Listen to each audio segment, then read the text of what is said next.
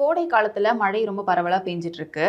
இப்போ கோடை காலத்துல மழை பெஞ்சாலும் கூட அந்த வெள்ளம் அப்படிங்கிறது வந்துட்டு இருக்கு. ஸோ இது அரசுக்கும் சரி மக்களுக்கும் சரி நெருக்கடி கொடுக்குது. இதை எப்படி பாக்குறீங்க? ஆமா, அது தண்ணிக்கு நின்னுக்கிட்டு ஒரு இடம் இருக்கு. ஏரி, குளம், ஆறு. இந்த திமுக காரை நீங்க நினைக்கிற மாதிரி சென்னையில மட்டும் இல்ல, திமுக காரன் எல்லா இடமும் இருக்கான். எல்லா பஞ்சாயத்துலயும் இருக்கான், எல்லா ஊர்லயும் இருக்கான், எல்லா ஊர்லயும் இருக்கான் திமுக காரன். அவன் என்ன பண்றான், அந்த ஏரியெல்லாம் வித்துடுறான். இப்போ பிடிஓ ஆபீஸ்ன்னு இருக்கு, பிளாக் டெவலப்மெண்ட் ஆபீஸ். அங்க மத்திய அரசுல இருந்து நிதி வரும். என்ன நிதினா, ஏழை ஜனங்களுக்கு, கிராம மக்களுக்கு கழிப்பிட வசதிக்காக ஒரு கழிப்பிடம் கட்டிக்கிடுங்க, அதுக்காக 5 லட்சம் ஒதுக்குறோம் அப்படின்னுட்டு 10 கழிப்பிடத்துக்கு 50 லட்சம் ஒரு பிளாக் டெவலப்மெண்ட் ஆஃபீஸுக்கு வரும். 10 கழிப்பிடத்துக்கு 50 லட்சம் வந்திருக்கு. பிடிஓன்னு இருப்பார், பிளாக் டெவலப்மெண்ட் ஆஃபீஸர். அப்போ அங்கே பிடிஓ இருப்பார், பஞ்சாயத்து தலைவர்கள் இருப்பாங்க, மாவட்ட பஞ்சாயத்து பிரதிநிதிகள் இருப்பாங்க, எல்லாம் இருப்பான். எல்லாம் திமுககாரன் தான் இருப்பான். ஒரு 4 பேர் அதிமுககாரன் இருப்பான், ஒருத்தன் 2 பேர் கம்யூனிஸ்ட்காரன் இருப்பான். எல்லாம் எவ்வளோ சம்பாதிக்கலாம் அப்படி வந்திருக்கவங்க. இவங்களெல்லாம் இந்த பிடிஓ கூப்பிடுவார். கூப்பிட்டு இந்த மாதிரி 50,000 5 லட்சம் ரூபா 10 வந்திருக்கு, எங்கே கக்கூஸ் கட்டுறீங்க, இடம் இருந்தால் சொல்லுங்கள் அப்படின்னு கேட்பார். பஞ்சாயத்து தலைவர்கிட்ட கேட்பார். அப்படி தானே கேட்கணும், அப்படி தான் கேட்பார். பிடிஓ, ஊராட்சி ஒன்றிய அலுவலகம், அங்கே இருக்கவர் பஞ்சாயத்து தலைவர்கிட்ட கேட்பார். சார், யாருக்கு பஞ்சாயத்தில் சார் கட்டிக்கிறீங்க? அப்போ ஒருத்தர் சொல்லுவார், என் பஞ்சாயத்தில் ஏற்கனவே போன வருஷம் தான் கட்டியிருக்கு, அப்போ கட்ட வேணாம். இந்த வருஷம் எங்களுக்கு ஏற்கனவே ஒன்று வேலை இன்னும் முடியலை, அதெல்லாம் வேணாம், வேலை முடியாதவங்க சொல்லுங்கள் அப்படின்னு சொன்ன உடனே இந்த பஞ்சாயத்து தலைவர், ஒரு பஞ்சாயத்து தலைவர் திமுககாரன் என்ன நினைப்பான், இப்பா 5 லட்சம் வருதுப்பா, இன்னும் ஒரு 1 லட்சம் 1.5 லட்சம் செலவு பண்ணிக்கிட்டு ஒரு 3.5 லட்சத்தை ஆமாம் சம்பாதிச்சிடலாம், 5 லட்சம் வருதுன்னுக்கிட்டு ஊருக்குள்ளே வருவான். ஊருக்குள்ளே வந்தால் இடம் வேணும்ல கட்டுறதுக்கு, இடத்த பார்க்க வருவான் ஊருக்குள்ளே. ஊருக்குள்ளே வந்தால் ஊரில் புறம்போக்கு இருக்கும், அரசு நிலம், தரிசு நிலம், அதிலெல்லாம் அவன் ஆளுங்க மடக்கிட்டு இருப்பான்.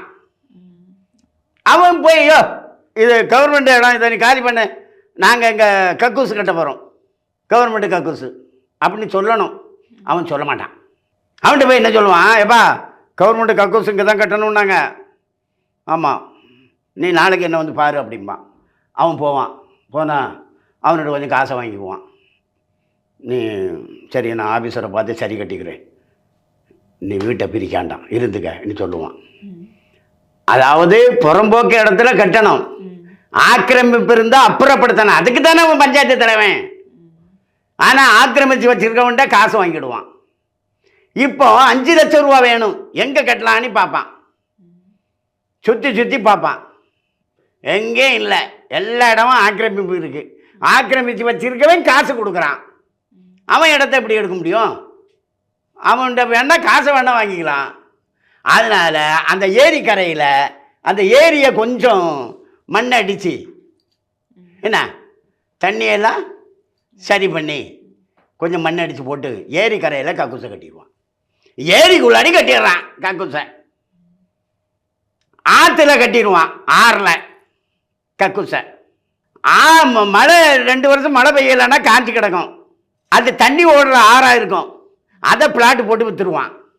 இப்படி தண்ணி ஓடுற இடம், தண்ணி தேங்குற இடம்லாம் திமுக காரன் விற்றுவிட்டான், துட்டு பண்ணிட்டான். அப்போ தண்ணி எங்கே ஓடும்? தண்ணி இப்படி போக முடியலன்னா இப்படி போகும். இப்போ ரோட்டில் போகுது, ரோட்டில் தான் தண்ணி போகுது, வேற எங்கே போகுது? இந்த மழை பெஞ்சின்னு டிவியில் காட்டுறாங்கல்ல, எங்கேயாச்சும் ஆற்றுல தண்ணி போகிறத காட்டுறாங்களா? நீங்கள் யோசிச்சு பாருங்க. மழை பெஞ்சு நின்று டிவியில் காட்டுறாங்கல்லம்மா, ஆற்றுல தண்ணி போகிறத காட்டுறாங்களா? எங்கேயாச்சும் ரோட்டில் தண்ணி போகிறத தான் காட்டுவான். ஆற்றுல தான் வீடு கட்டிட்டாங்களே, ஆற்றுல தான் வீடு கட்டிட்டாங்க, கரெக்டாக சொன்னீங்க. அதனால இப்போ கோடையில் கொஞ்சமாக மழை பெஞ்சாலும் ஆற்றுலையும் ஏரியிலையும் திமுக ஆக்கிரமிப்பு பண்ணிட்டதுனால ரோட்டில் தான் தண்ணி போகுது.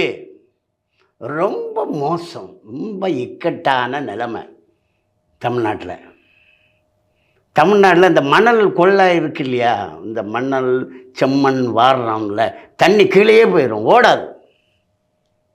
ஆறு அப்படியே ஓடுது இல்லையா, நீங்கள் ஆழமாக வாரிட்டீங்கன்னா அது உள்ளோடி போயிடும், ஆறு கட்டாயிடும், அங்கே ஓடாது.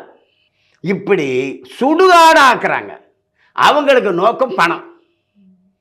பணத்தை இந்தியன் பேங்கில் சேவ் பண்ண மாட்டாங்க, வெளிநாட்டு பேங்கில் தான் சேவ் பண்ணுவாங்க. அதனால தமிழ்நாட்டுக்கு நாங்கள் முதலீடு ஈர்க்க போறோன்னு சொல்லி இவங்க முதலீடு அங்கே கொண்டு பண்ணுறாங்க.